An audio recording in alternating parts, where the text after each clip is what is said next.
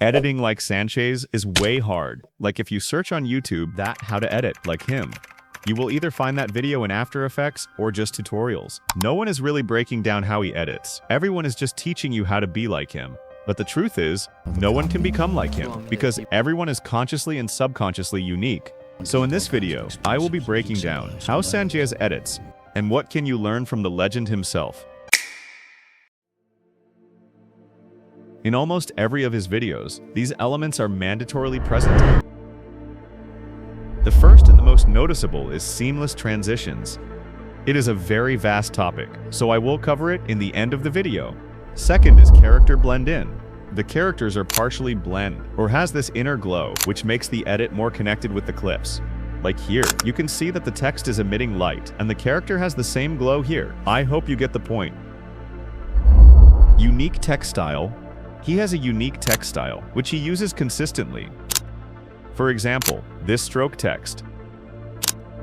You too can develop your own text style by just experimenting with text. And yeah, don't forget to use them consistently. His font selection and effects around the text is also excellent. You can definitely copy. No copying. Get inspired. Fluidness.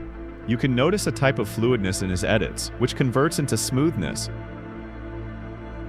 I haven't seen any editor who have mastered fluidness, apart from him. This black strips or whatever these are, plays an important role in his edits. These black stripes adds a cinematic element in his edit, and also they are constantly moving, which again contribute to fluidness. Overlays. As you can see, he uses a lot of overlays. These overlays hides his cut, and also helps in seamless transitions. See this? And this? It adds so much dramatic effect to his edits. Cloth change. He often changes the clothes of the character to make them fit in the edit, like this speed edit and this FNAF edit. Hence, this blends the character in the edit.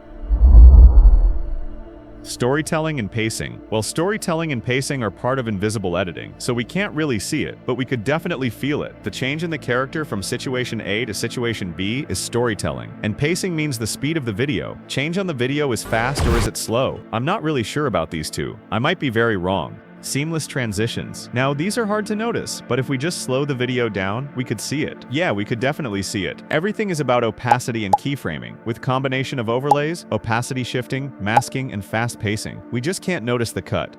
The method what he uses has a psychological term called cognitive overload. In this method, we basically try to overwhelm the viewer with lots of information in a very less time. And because of his fast pacing, the viewer can't fully process the information, but saw enough to have a rough idea that what is going on. You have definitely noticed that after watching his video for the first time, you are not 100% sure what is happening. You understand the story, but you really can't catch up with 100% things going on the screen. Well, because of these, his transitions look seamless, because you didn't notice the cut. Sanchez is uploading videos for 3 years now. Editing and uploading consistently will make you perfect. That's right. So it's about consistency and patience. If you reach this level of editing, then why can't you?